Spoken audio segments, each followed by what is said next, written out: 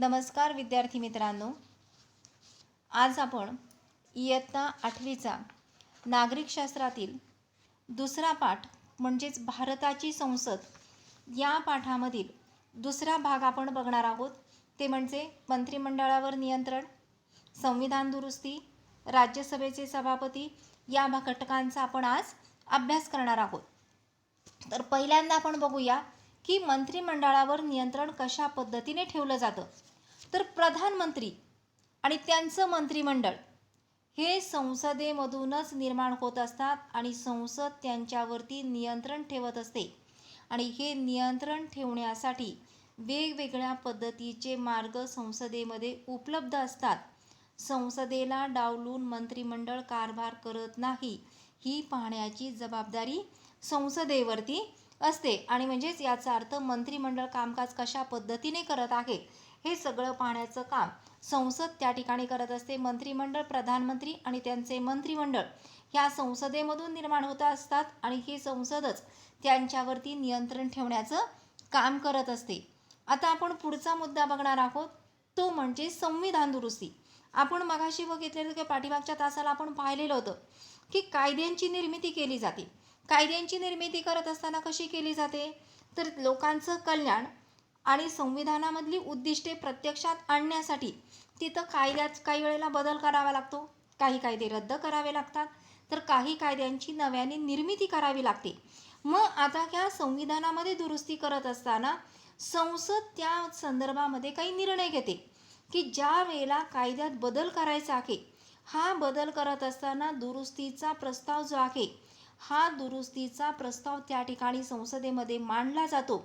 त्यावरती संसद चर्चा करत असते आणि ही चर्चा करून हा प्रस्ताव स्वीकारायचा की नाही हे त्या ठिकाणी ठरवलं जातं. आणि त्यानुसार संसद दुरुस्तीच्या पुढील पद्धती आहेत. दुरुस्तीच्या पद्धती कोणत्या आहेत, तर संविधानाच्या रचनेमध्ये मूळ संहितेला बाधा न आणता परिस्थितीनुसार केलेल्या सुधारणा म्हणजे संविधानामध्ये दुरुस्ती असते. राज्यघटनेत किंवा संविधानात बदललेल्या परिस्थितीशी सुसंगत ठरणाऱ्या आवश्यक किंवा इष्ट स्वरूपाच्या कराव्या लागणाऱ्या ज्या सुधारणा आहेत त्याला म्हटलं जातं संविधानामध्ये केलेली दुरुस्ती. संविधान कोणत्याही प्रकारचे असले तरी त्याच्या निर्मितीला विशिष्ट काळाचा संदर्भ असतो. याचा अर्थ असा होतो की ज्या वेळेला संविधान कोणत्याही प्रकारचं असेल तर आपण याचा अर्थ नवीन कायदे करत असताना ज्या काळामध्ये ज्या परिस्थितीमध्ये आपण कायदे तयार करत असतो ते कोणत्या काळामध्ये कोणत्या परिस्थितीमध्ये आपण तयार करणार आहोत तो काळ त्या ठिकाणी महत्त्वाचा मानला जातो. आणि त्यामुळे बदलत्या काळानुसार संविधानात सुधारणा घडवून आणणे आवश्यक ठरते. त्याचबरोबर शासन संस्थेविषयीच्या लोकांच्या कालोचित अशा बदलाला आशाकांक्षा लक्षात घेऊन योग्य ती संविधान दुरुस्ती न केल्यास बंडाळी, हिंसाचार, उठाव, निदर्शने यासारख्या मार्गांनी राजकीय व्यवस्थेत बदल घडून येऊ शकतात. याचा अर्थ काय होतो, तर ज्या वेळेला की परिस्थिती नियंत्रणामध्ये येत नाही किंवा परिस्थिती नियंत्रणात आणण्यासाठी कायद्यामध्ये काही बदल करावा लागत आहे आणि हा बदल जर शासनाने योग्य त्या वेळेला नीट व्यवस्थित जर केला नाही, जे पाठीमागचं आहे तसंच जर चालू ठेवलं तर समाज ऐकत नाहीत, नागरिक ऐकत नाहीत आणि मग ते शासनाच्या विरोधामध्ये हिंसाचार, उठाव वगैरे गैरमार्गांचा अवलंब करत असतात आणि गैरमार्गाने अवलंब करून राजकीय व्यवस्था जी आहे ही स्वतःच्या हातामध्ये घेण्याचा प्रयत्न करत असतात. म्हणून त्या ठिकाणी म्हटलेलं आहे की राजकीय व्यवस्थेमध्ये बदल घडवून आणणं गरजेचं आहे की काळ कोणता आहे, परिस्थिती कोणती आहे आणि त्यावेळेला आपल्याला कोणता बदल करणं गरजेचं आहे हे लक्षात घेऊन त्या ठिकाणी बदल करणं आवश्यक आहे. आणि जर तसं केलं नाही तर राजकीय अस्थिरता निर्माण होऊन शासन व्यवस्थेच्या प्रमुख उद्दिष्टांना धोका निर्माण होऊ शकतो. आणि ह्या धोक्यापासून शासन व्यवस्था सुरक्षित राहण्याच्या उद्देशाने आधुनिक काळातील संविधानामध्ये संविधान दुरुस्तीची प्रक्रिया स्पष्ट करणाऱ्या तरतुदींचा समावेश केलेला आहे.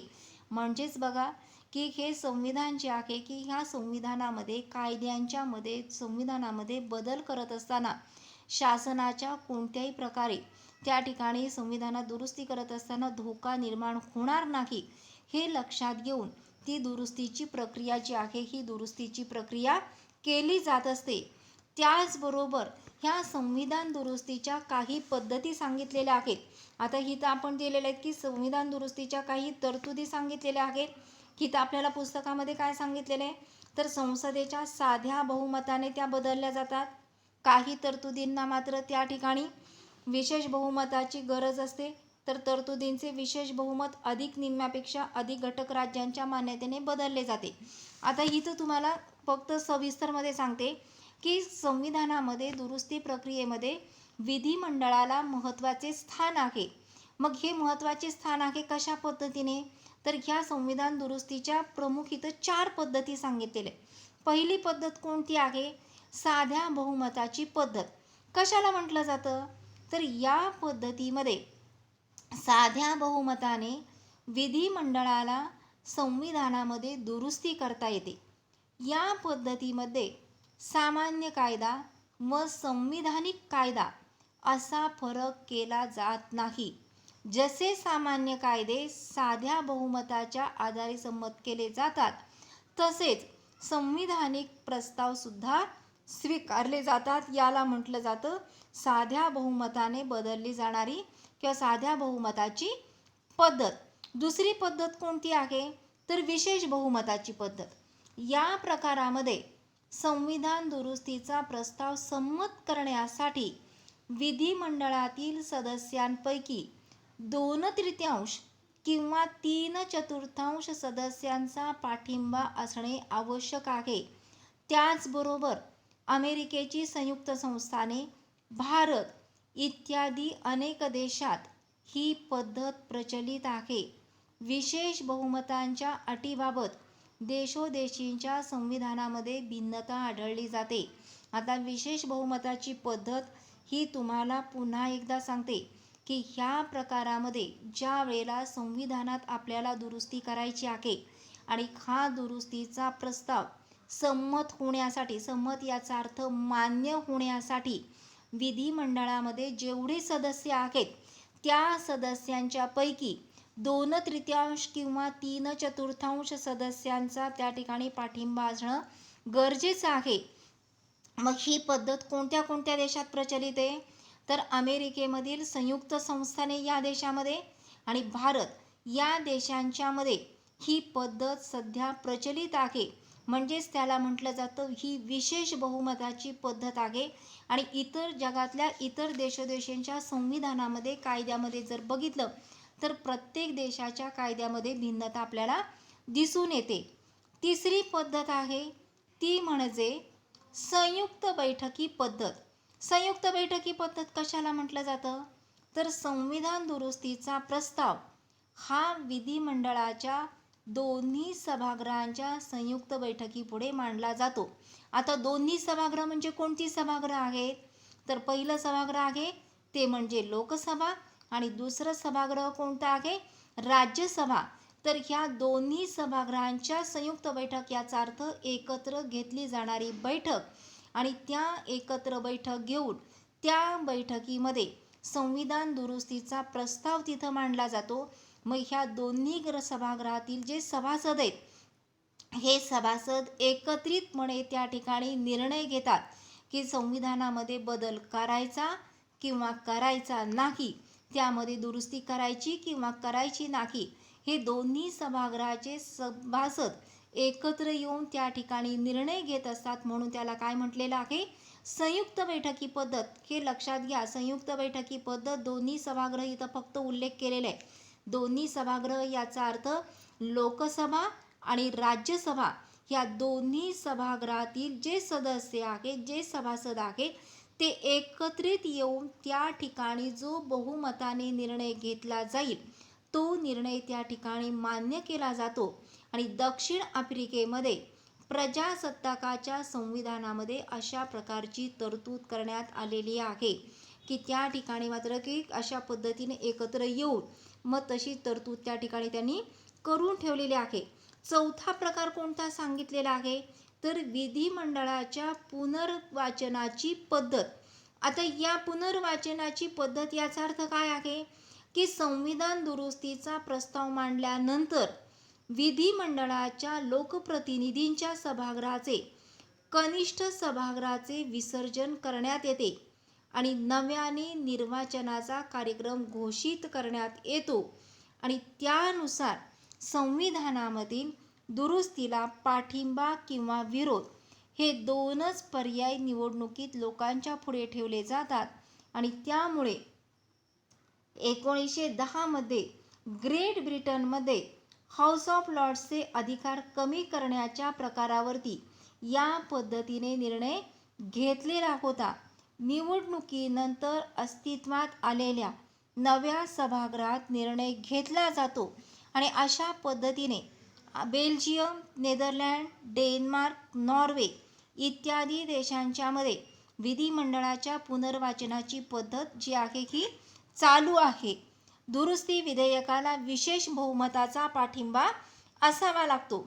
यानंतर आपण पुढे बघणार आहे की लोकसभेचा अध्यक्ष. हे लोकसभेचे अध्यक्ष जे आहेत हे कोणाला म्हटलं जातं, तर लोकसभेच्या निवडणुका झाल्यानंतर पहिल्या बैठकीमध्ये लोकसभेचे सदस्य आपल्यापैकी एकाची अध्यक्ष म्हणून त्या ठिकाणी निवड करतात, आणखी एकाची उपाध्यक्ष म्हणून निवड केली जाते आणि लोकसभेचे कामकाज लोकसभेच्या अध्यक्षाच्या मार्गदर्शनानुसार आणि नियंत्रणाखाली चालत असते. लोकसभेच्या सभापतीचा कार्यकाळ हा 5 वर्षांचा असून साधारणपणे हा सत्ताधारी पक्षाचाच सदस्य असतो. लोकसभेचे कामकाज सुरळीत चालवण्याची व शिस्त राखण्याची जबाबदारी ही सभापतीवरती असते. कामकाजामध्ये सतत व्यत्यय आणणाऱ्या सदस्यांना तात्पुरते निलंबित करण्याचा अधिकार लोकसभेच्या अध्यक्षांना देण्यात आलेला आहे. लोकसभेचे सभापती लोकसभेपुढे अनेक विधेयके व ठराव मांडतो व त्यावरती चर्चा करून मतदानसुद्धा घडवून आणले जाते. त्यानंतर आपण बघणार आहे की राज्यसभेचे सभापती. आता राज्यसभेचं कामकाज हे पूर्णपणे राज्यसभेच्या सभापतींच्या नियंत्रणाखाली चालत असते. भारताचे उपराष्ट्रपती हे राज्यसभेचे पदसिद्ध सभापती असतात. हा प्रश्न आपल्याला रिकाम्या जागेमध्ये विचारला जातो की भारताचे उपराष्ट्रपती राज्यसभेचे पदसिद्ध सभापती असतात. राज्यसभा सभापतींनाही सभागृहात शिस्त राखणे, चर्चा घडवून आणणे, सदस्यांना बोलण्याची संधी देणे इत्यादी कामे त्या ठिकाणी त्यांना सभापतींना करावी लागतात. बोलण्याची संधी देणे याचा अर्थ जे विधेयक मांडलेलं आहे किंवा एखादा प्रस्ताव मांडलेला आहे त्यावरती राज्यसभेच्या सदस्यांना स्वतःचं मत मांडण्याची त्या ठिकाणी संधी दिलेली असते. आता आपल्या देशाची संसद जी आहे ही संसद कायदे कशी करत असते, तर कायदा तयार करण्यासाठी एका विशिष्ट पद्धतीचा स्वीकार करण्यात येतो आणि जो स्वीकार करण्यात आलेला आहे त्या पद्धतीला कायदे निर्मितीची प्रक्रिया असं म्हटलं जातं. मग आता कायदा तयार करत असताना काय केलं जातं, तर सुरुवातीला पहिल्यांदा कायद्याचा मसुदा तयार केला जातो. याचा अर्थ कायदा कसा तयार करायचा आहे, मसुदा किंवा त्याला काय म्हटलं जातं, आराखडा. हा कायद्याचा आराखडा तयार केला जातो, त्याला म्हटलं जातं कायद्याचा प्रस्ताव किंवा विधेयक. मग हे जो तयार केलेला आराखडा आहे हा आराखडा संसदेमध्ये सादर केला जातो आणि ही विधेयके जी आहेत ही 2 प्रकारची संसदेच्या सभागृहामध्ये ही विधेयके सादर केली जातात की 2 प्रकारची असतात. त्यातलं पहिलं आहे अर्थविधेयक आणि दुसरं आहे सर्वसाधारण विधेयक. आणि ह्या विधेयकाचं कायद्यात रूपांतर होण्यासाठी ते पुढील प्रक्रियेमधून जाते. आता हे कायदा जो आहे ह्या कायद्याचं विधेयकाचं कायद्यात रूपांतर होण्यासाठी कोणकोणत्या प्रक्रिया असतात, तर पहिल्यांदा त्या विधेयकाचं पहिलं वाचन होतं. पहिलं वाचन याचा अर्थ काय, तर ज्या पद्धतीचा जो कायदा केलेला आहे तर त्या ठिकाणी त्या संबंधित खात्याचा मंत्री किंवा संसद ते विधेयक संसदेमध्ये सादर करतात आणि हे विधेयक मांडत असताना आपण ते का विधेयक करत आहोत, म्हणजे त्याचं कायद्यामध्ये रूपांतर आपल्याला का करायचं आहे, त्याचं कारण काय आहे, हे थोडक्यात ते स्पष्ट करतात. म्हणून त्याला काय म्हटलं जातं, वाचन, पहिले वाचन म्हटलं जातं. दुसऱ्या वाचनामध्ये काय सांगितलेलं आहे की पहिल्या टप्प्यामध्ये विधेयकातलं त्याचं जे उद्दिष्ट सांगितलेलं आहे, जे स्वरूप सांगितलेलं आहे, त्यावरती चर्चा केली जाते. मग सभागृहातील सदस्य त्यावरती आपलं प्रत्येकाचं मत व्यक्त करतात आणि काही वेळेला असं होतं की मत विधेयकाच्या योग्य बाजूने असतं, तर जे विरोधी पक्षातले नेते असतात त्या विधेयकामधल्या काही उणीवा असतील, दोष असतील, तर ते उणीवा दोष त्या ठिकाणी स्पष्ट करत असतात आणि त्या विधेयकावरती सभागृहामध्ये दोन्ही बाजूने चर्चा झाल्यानंतर जर गरज असेल तर सभागृह हे एक विधेयक सभागृहातील एका समितीकडे पाठवलं जातं की त्या ठिकाणी हे का पाठवलं जातं समितीकडं, तर ते निर्दोष व्हावं. जे विधेयक आहे ह्या विधेयकाचं पुढं कशामध्ये रूपांतर होणार आहे, तर कायद्यामध्ये रूपांतर होणार आहे आणि कायद्यात रूपांतर होत असताना तो कायदा निर्दोष व्हावा म्हणून त्यामध्ये ज्या काही केलेल्या सूचना असतील, दुरुस्त्या असतील, त्यासहित तो अहवाल समितीकडे पाठवला जातो.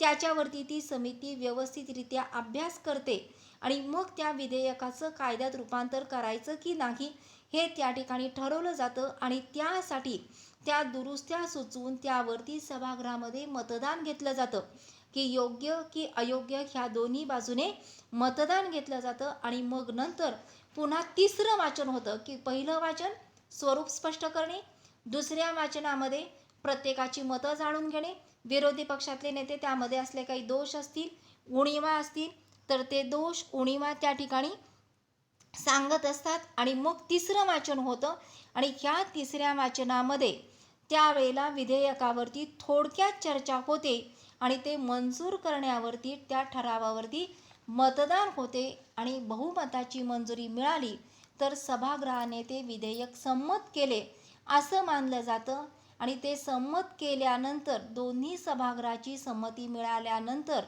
ते विधेयक राष्ट्रपतींच्या संमतीसाठी मांडलं जातं किंवा संमतीसाठी पाठवलं जातं.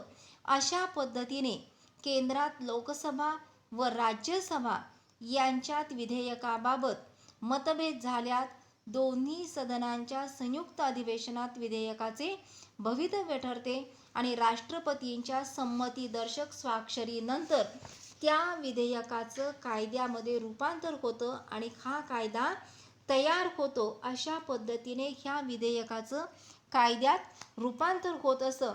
तर विद्यार्थी मित्रांनो, अशा पद्धतीने वेगवेगळ्या पद्धतीचे कायदे आपल्याकडे तयार होत असतात. तर पहिल्या भागामध्ये लोकसभा राज्यसभेचा अभ्यास केला, दुसऱ्या भागामध्ये आपण मंत्रिमंडळावरती नियंत्रण, संविधानात दुरुस्ती कशी केली जाते, कायदे कसे तयार केले जातात, कायद्याला संमती कशी मिळते, पहिले वाचन, दुसरे वाचन, तिसरे वाचन या घटकांचा आपण या ठिकाणी अभ्यास केलेला आहे.